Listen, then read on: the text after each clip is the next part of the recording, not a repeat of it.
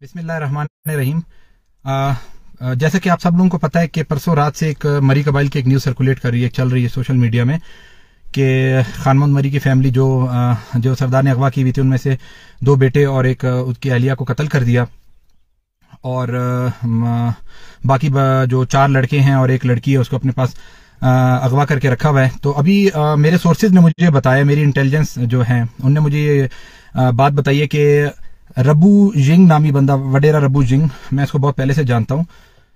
उसके घर पे ये इसके खान मोहम्मद के दो बच्चे मौजूद हैं, 2 या 3 या 4 या जितने भी हैं, वो उनसे जबरदस्ती ये बयान दिलवाना चाह रहे हैं कि हमें इनाम शाह ने जो है ना अगवा करके रखा है और हमारे भाइयों को, माँ को इनाम शाह ने कत्ल करके हाजी कोर्ट में फेंकवाया है।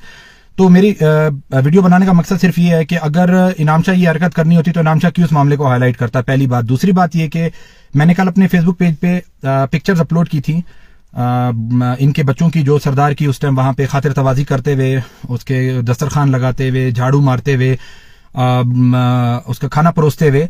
तो सरदार साहब इस चीज को कहां पे आके जस्टिफाई करेंगे, कैसे उस चीज का जवाब देंगे कि ये बच्चे उसके घर पे क्या कर रहे हैं? क्या मैं इतना ताकतवर हूं कि वो काम सरदार के घर पे करते हैं, मैंने उधर से उठा लिया उन बच्चों को, सरदार ने कुछ नहीं कहा, मैंने उनको मार दिया, सरदार ने कुछ नहीं कहा, किसी प्लेटफॉर्म में किसी मीडिया में आके कोई बात नहीं हुई। दूसरा ये कि जहां तक वडेरे रबनवाज जिंग की बात है, तो वडेरे रबनवाज जिंग कल रात 9 से 9:30 बजे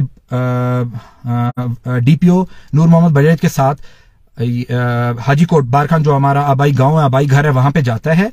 ये उसके कॉल रिकॉर्ड इंशाल्लाह मैं आज या कल में निकाल के मैं ये अपना बाकायदा फेसबुक पेज पे लगाऊंगा कि वडरे रबनवाज जिंग की आमद हुई है कल रात 8 और 9 के दरमियान हमारे घर पे। अब अंदर क्या हुआ, इनने बच्चों को वहां से अपनी तहलील में लिया, वहां से खोलू लेके गए हैं या जो कुछ भी किया, अल्लाह बेहतर जानता है।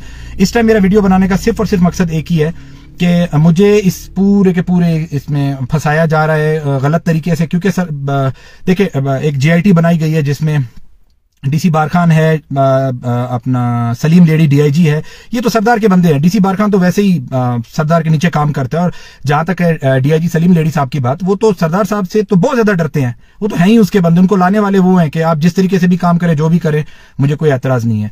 और DPO नूर मोहम्मद बड़ेज का मुझे उसकी तारीफ करने की जरूरत ही नहीं है। उसको एक DSP को DPO का ओहदा सरदार अब्दुल रहमान ने अपने जिले में सिर्फ और सिर्फ इस वजह से दिया है कि मैं कोई भी गैर कानूनी काम करूं, आपने उस पर कानूनी ठप्पा लगाकर मुझे देना। और इस सारी साजिश में DIG सलीम लेडी और DPO नूर मोहम्मद बड़ेज शामिल हैं, और इसका बीच का जो किरदार अदा कर रहे हैं वो रबनवाज जिंग कर रहे हैं। क्योंकि वो बेसिकली ये जो वडेरा है, ये इनको पैसों वाला वडेरा तो नहीं है, ये रबनवाज जिंग है, आम सा बंदा है, इसको पैसों वाला कहा जाता है। ये हर जगह पे बीच का किरदार करके अपना एक स्पेसिफिक हिस्सा, एक मखसूस हिस्सा अपना पैसों का रखता है, और आज भी वो यही काम करने जा रहा है।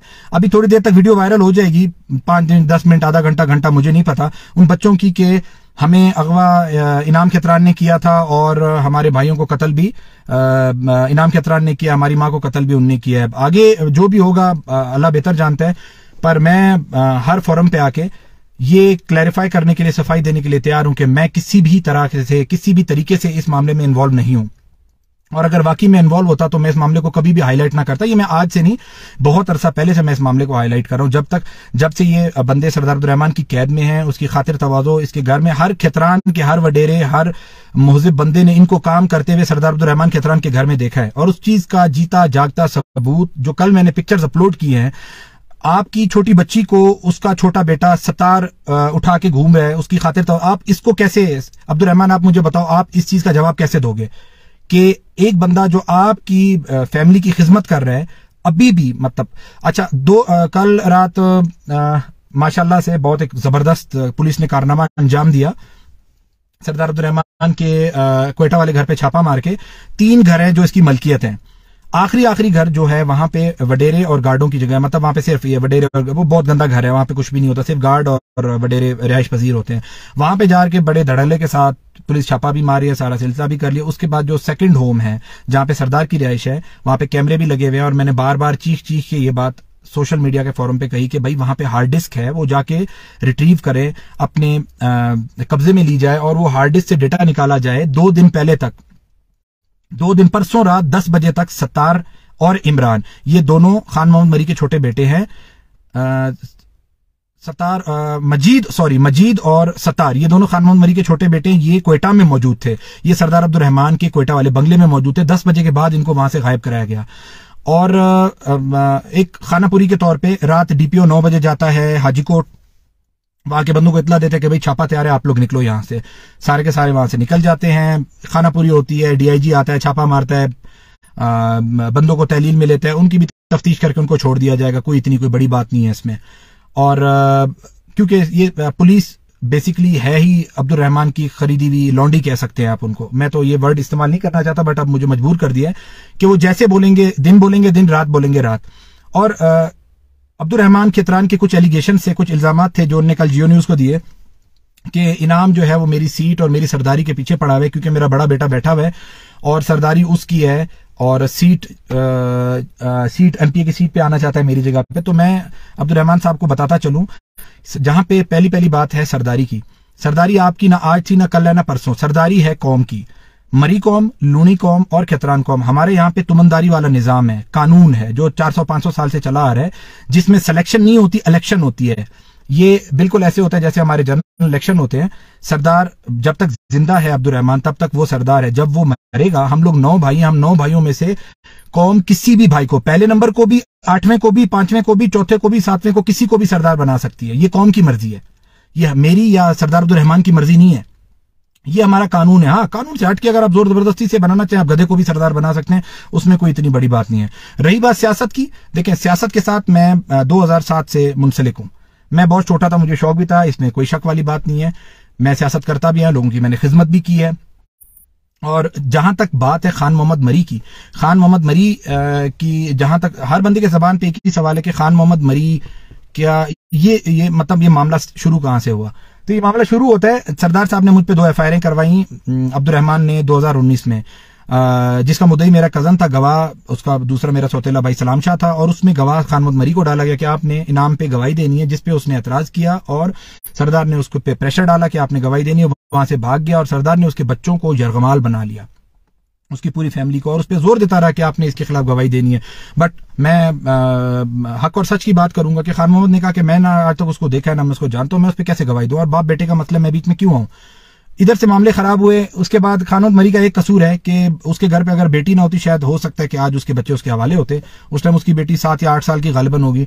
जिस तरह टाइम चलता गया उससे उसकी बेटी भी बड़ी होती गई, और जब वो बड़ी हुई तो सरदार अब्दुल रहमान को खूबसूरत लगने लगी, या जिस तरीके से भी उसकी हवस का शिकार जो भी उसने देखा उसको। और जब वो 14-15 साल की हुई तो इसने उसका रेप करना स्टार्ट कर दिया। यहां से असल मामला खराब होने यहां से स्टार्ट हुए।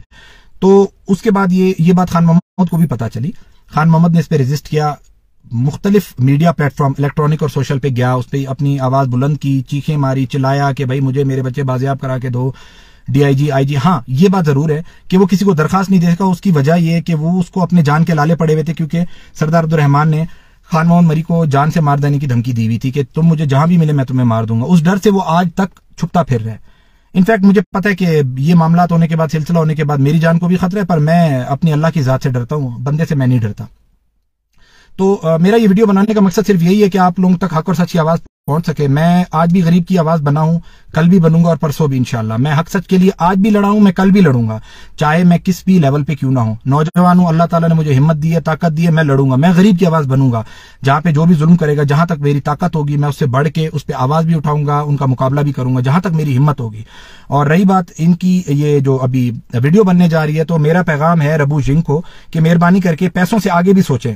ठीक है, सरदार अब्दुल रहमान के पास बहुत पैसे है, अरब खरब पति है, सारी दुनिया को पता है, इसमें कोई बड़ी बात नहीं है। CNW का मिनिस्टर है, कितनी कमीशनें या जो हिसाब किताब है, जहां से भी उसका पैसा आता है वो सारी दुनिया को पता है, कोई छुपी हुई बात नहीं है। तो कहीं पे ईमान को भी सामने ले आया करो। आपकी पूरी मरी कौम है, ये बात कितना 10 लाख लोगे, 20 लोगे, 50 लोगे, कितने तक चलाओगे, साल 2 साल 5 साल। यहां आपके कौमी लेवल का मसला है। आप अपनी कौम को देखो, मरी कौम को देखो। मरी हमारे भाई हैं, हमारे सीवानदार हैं, हमारे पड़ोसी हैं। हम उनकी कल भी इज्जत करते थे, आज भी करेंगे, परसों भी करेंगे। बात यह है कि आप इंसाफ को देखो। ये पैसे कब्र में तो नहीं लेके जाओगे ना। कल को अगर तुम्हें हार्ट अटैक होता है, तुम मर जाते हो, तो इन पैसों को क्या करोगे। तो आप मेहरबानी करके ये बीच का मीडिएटर का, एक कमीशन एजेंट का किरदार ना अदा करो, हक और सच पे आओ। मैंने जितने मेरे पास शवाहिद, जितने सबूत थे, मैंने सारे के सारे खोल के सामने रख दिए। लाशें बरामद हो रही हैं, हाजी कोर्ट से बरामद हो रही हैं, कोई हाजी कोर्ट से दूर नहीं हो रही। मुझे तो मेरे घर में छोड़ा नहीं जाता। जब भी मैं अपने किसी भी घर में आने की कोशिश करता हूं तो मुझे FIR के मद में 7 तोपों की सलामी दी जाती है। अभी भी मेरे पर 2 फेक FIR चल रही हैं, जो पे मुझे मेरी अदलिया पे पूरा भरोसा है और उन्होंने मुझे जमानत दे दी और इंशाल्लाह मैं बरी भी हो जाऊंगा। ये मुझे अपने अल्लाह पे और अपनी अदलिया पे पूरा भरोसा है। और जहां तक बात है JIT की, वो उसके खिलाफ इंशाल्लाह मैं पिटीशन दायर करने लगा हूं। जो JIT इन लोगों ने बनाई है, वो JIT मेरे हिसाब से अगर JIT बनाने की जरूरत ही नहीं थी।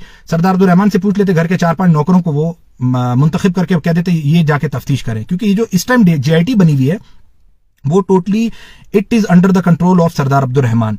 चाहे उसमें DC है, चाहे उसमें DIG है, चाहे उसमें IG है, या जो भी है, जो भी तो मेरी रिक्वेस्ट ये है, मेरी फरियाद ये है कि JIT जुडिशियल बनाई जाए, जुडिशियल इंक्वायरी हो, जुडिशियल JIT बनाई जाए ताकि उसमें साफ, शफाफ और मेरिट पे बात हो सके और हक पे बात हो सके। बहुत शुक्रिया भाई।